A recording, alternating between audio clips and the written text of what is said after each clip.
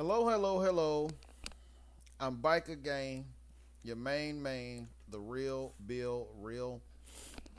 I made an observation when I decided to go to the movies and see a movie that I have really no interest in, but I had an interest in it because something told me that if I paid attention to it, it would begin to shed light on what is happening in the United States. As you know, there are many people who are black people who feel that they need to protest and um, push that the police put on gloves and give bibs and pacifiers to harden criminals whenever they come in contact with them, that they should not use force and they should do everything possible to not kill them. So I decided that I was going to watch this movie, The Purge, election year or something like that. So after watching the movie, I came to the conclusion that the Black Lives Matter movement is nothing more than a diversion and a very good tactic used by none other than, ready for it, Hillary Clinton. Yes. Go and watch the movie, The Purge, and you will begin to see why you have these shootings and why you have black people responding the way that they are responding. These liberals have black folks acting exactly the way that they want them to act. I mean, see, the truth of the matter is, Donald Trump would put away many people who are making problems in our society. I would say he would probably do it a lot faster and a lot more rapidly than Barack Obama. And Barack Obama has definitely done his job of incarcerating quite a few Hispanics and blacks. But the reason why I'm making the video is to let you guys understand that there are two frames of thinking in the country right now. The one frame of thinking is a feminine form of thinking. The feminine form of thinking says, discipline, what's that? Why are you disciplining them? Why are you being harsh like that? You don't need to, profile Tyrone. And when you do approach Tyrone and you tell Tyrone to get his hands up, if Tyrone doesn't want to get his hands up, then you need to just, ask him again. Okay? And if, you have to put your hands on him, then you should, just taser him first, even if he won't show you his hands, okay? If you think he has a gun, then you should just shoot him in the leg and then let him shoot you, in the head. Okay, this is the mentality of Black Lives Matter.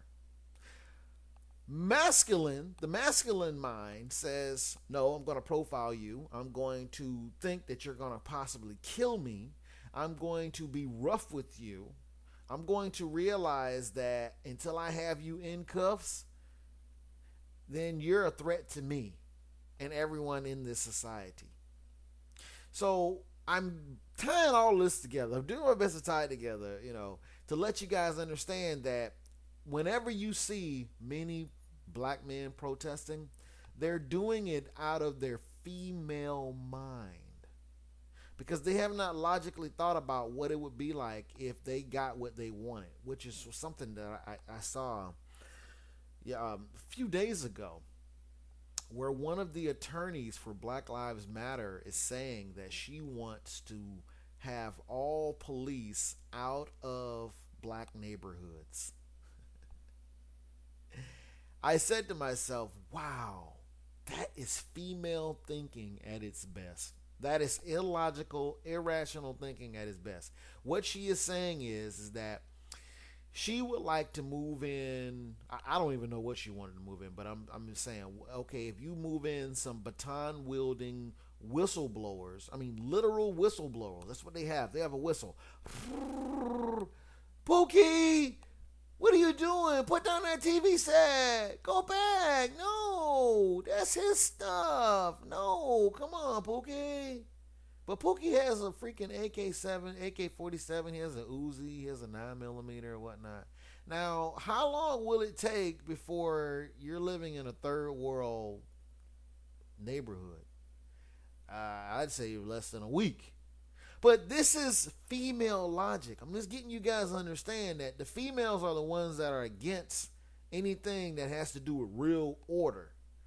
The male logic says no. We not only need the police to be in these neighborhoods, we probably need to bring in some freaking heavier artillery if we don't get this problem under control. Because what we have is many freaking boys that are running around who have been raised by women.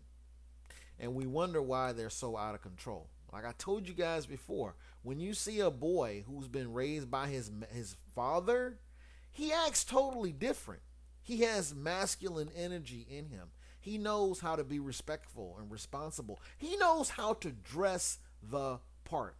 But boys who are raised by women and stuff, you see them wearing a whole bunch of oversized crap, walking around with their pants hanging down around their ankles. They're unkempt. Okay, they're uncivilized. Okay, they are what gets a racial profiling officer's cock hard. That's what they want to see. Like, oh yeah, cool, I got one. I know he's not going to act right. I know he's not going to obey my commands. Cool, I get a chance to get him for resisting, just on some simple, stupid stuff. When he rolls up on the one who's been raised by his father, he is professional, okay, in the way in which he greets the officer. Yes, officer, what can I do for you? Do you need to see my license, registration? What do you need? Sure, here. You need my hands up? Sure, there you go. I have nothing in my pockets. Yes. I go to school here. Yes, I work here. Yes, my parents are this. This is what they do. Da, da, da, da. Yo, yes, I've heard about this profile. Hey, I don't want any problems. Hey, this is the way he talks. This is the way he carries himself. So I'm saying all of this to say that we have a lot of female-minded men that are talking about Black Lives Matter, Black Lives Matter. Common sense says we know that all lives matter, okay? And I don't think there's any police officer that wants to get up and freaking shoot any freaking black males or Hispanic males. I don't think they want to do that. What they want is a society that is civilized like everybody else, okay? But when you have the female mind and a lot of these thugs not wanting to obey and not wanting to do whatever is asked of them, okay? Whatever, okay? In fact, let me just cut to this story that I saw. There was a video I was watching yesterday. I was on Facebook, and there was a video of a guy. In fact, he looked like a Hispanic guy. He was stopped. I think it was in Arizona, and he was in some big truck or whatever. And the police officers had their guns drawn. They were telling him, "Get out of the.